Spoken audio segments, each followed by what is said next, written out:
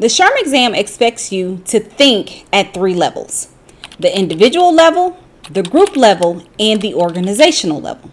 If you only look at your questions from one angle, you're going to miss the best answer. On the exam, every scenario describes a problem inside the organization, but at different levels. It's up to you to determine which level the problem is occurring on and apply a solution to fix the problem at that level. That is what's going to help you determine the best answer. A lot of test takers choose the wrong answers because they respond at the wrong level. They apply an individual solution to a group problem, or maybe a team level fix to what's really an organizational issue. But you can do things differently, and I am going to show you how. I'm going to show you how to identify the level you need to fix and how to identify the words or the phrases that are associated with a solution at that level.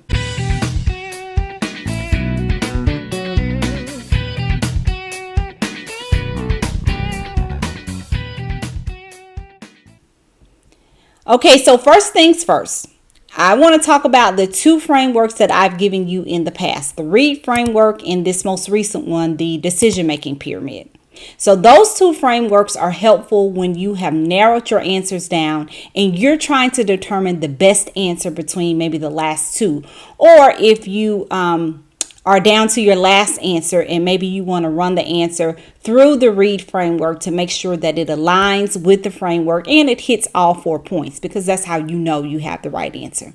Now, if you haven't watched that video on the READ framework, you need to do that. As a matter of fact, I'm going to link it to this video. But determining the levels that the question is testing is an early decision-making tool. It's not for evaluation like the other 2 frameworks. This one is one of the tools that you're going to use just to get yourself started. You look at the question and you ask yourself, where is the problem happening? Is it one person? Is it a team? Or is the entire organization locked in some kind of problem? That's what I'm going to show you how to break down today. All right, so let's go ahead and get into it.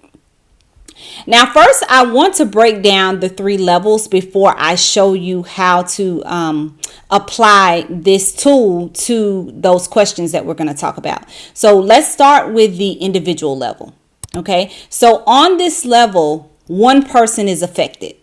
The fix is going to focus on that person's performance or on that person's development or on that person's behavior. You're going to be looking for actions like coaching or mentoring or conflict mediation because that targets one person. Now, at the group level, you're going to have a team or maybe a project team or a department or a group that is going to be affected by the problem. So this fix is going to focus on how the group communicates. It is going to focus on collaboration across the group, or working toward the shared goals of the group, or establishing the shared goals of the group. So you're going to be looking for actions like team building, or maybe clarifying the roles if the team is unsure, or you're going to be facilitating group feedback sessions, something that targets everybody within the team. Now, at the organizational level, of course, that means the entire organization is experiencing a problem. So the fix needs to be broad. It has to be aligned with the business strategy. You're going to be looking for policy updates. You're going to be looking for company-wide programs or initiatives that are leadership driven or company-wide change management systems. Now, in every instance, at every level, you are still looking for a scalable, long-term solution. You are not going to sacrifice that on any level, but you need it to align to the level that the question is testing. You don't want to do too much, but you don't want to do too little. So now I'm going to show you a question at each level and, kind of how you apply this and what it looks like. So we're going to start with the individual level and we'll just go up from there. Okay, so here's the question. A high-performing employee informs HR that they are considering leaving the organization. What is the most appropriate first step HR should take? Meet with the employee one-on-one to understand what's happening and identify any underlying concerns. Notify the employee's manager and recommend offering a pay increase or department-wide retention bonus. Facilitate a team meeting to determine whether others feel the same way and arrange early intervention.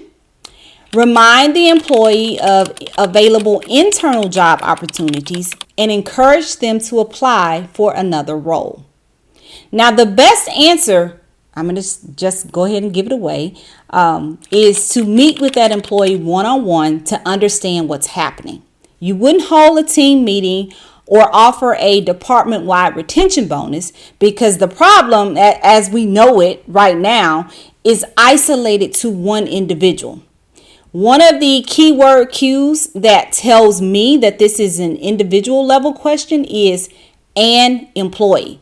When you see an employee or a team member or this individual or details that are focused only on one person's behavior or one person's needs, then it's most likely at the individual level. Now, at first glance, it might seem like meeting one-on-one with one employee seems small. Maybe it seems individualized to you.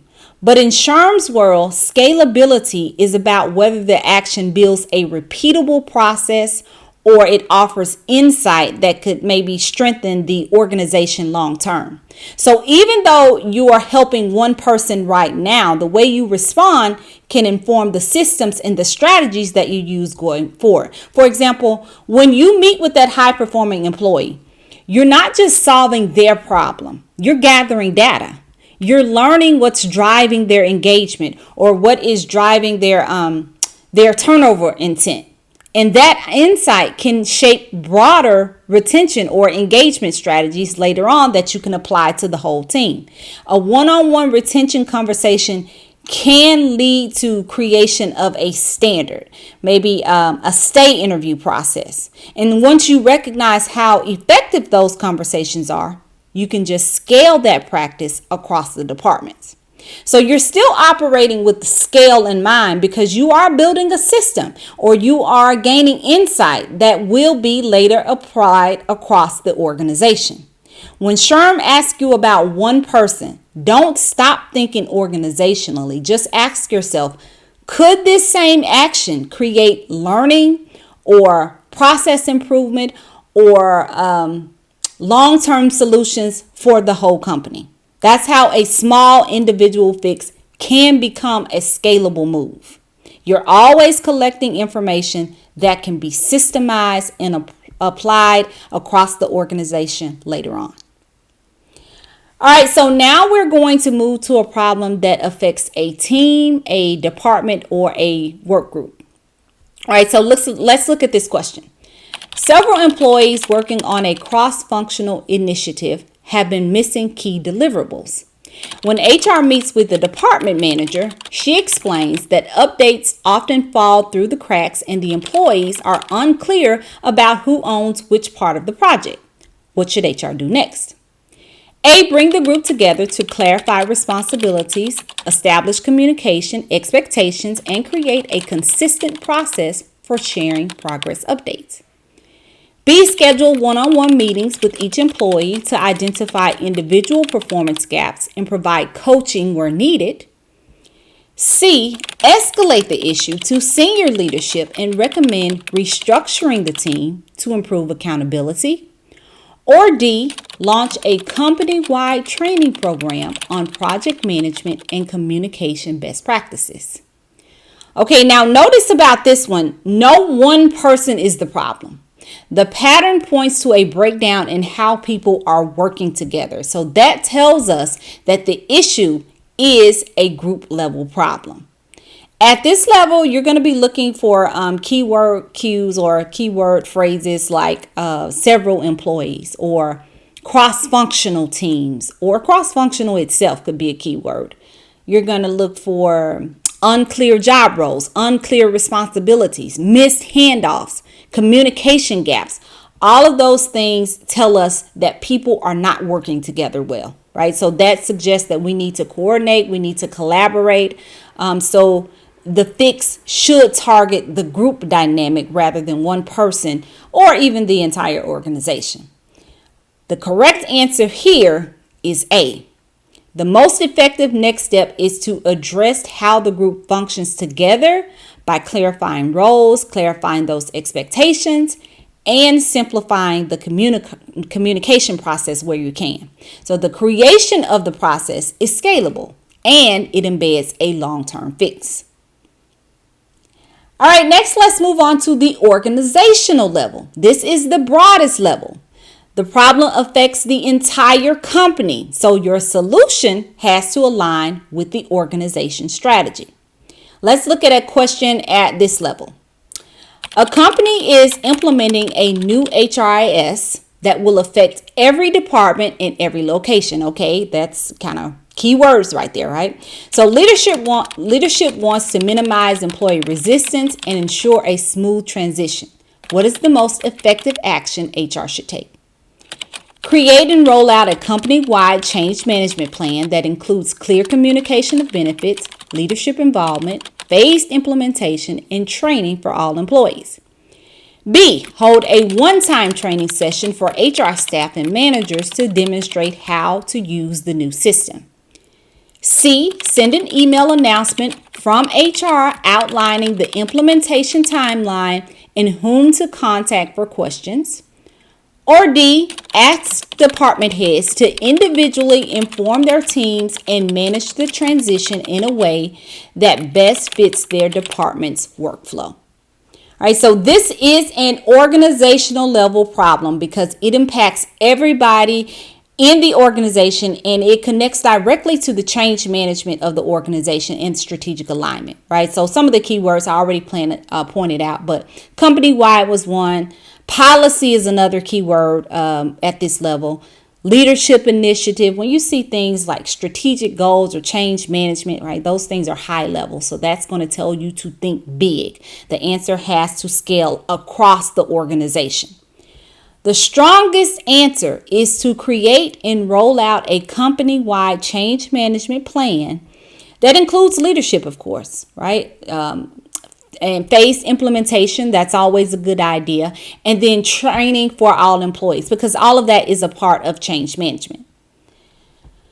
All right, so on exam day, when you're reading a SHRM situational question, train your brain to stop and ask, who is actually impacted? Is it one person? Is it a team? Or is it the entire organization? Does my answer solve the problem at that level? If you can match the level of your solution to the level of the problem, you're easily going to eliminate one or maybe even two answers. That's how SHRM tests your ability to think like HR leadership. Not just fix problems, but fix them at the right scale. Now, I'm going to be teaching deeper strategies like this one in my upcoming 30-day boot camp. Boot camp starts January 2nd, but the wait list is open right now. Boot camp is a chance to immerse yourself in 30 days of test-taking strategy, along with a 30-day breakdown of the knowledge aspects of the exam as well. So this really is probably the most comprehensive 30 days imaginable. You can get on the wait list right now.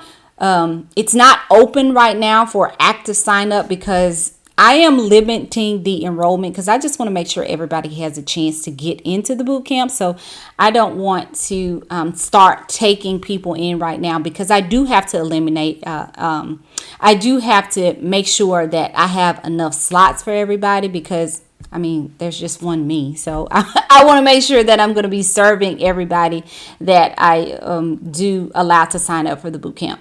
But I'm going to leave a link to sign up for a boot camp in the comments. And I think I'm probably going to put it in the description as well. So I'll pin it in the comments and I'll put it in the description. So you should be able to find it. I'll see you guys in boot camp.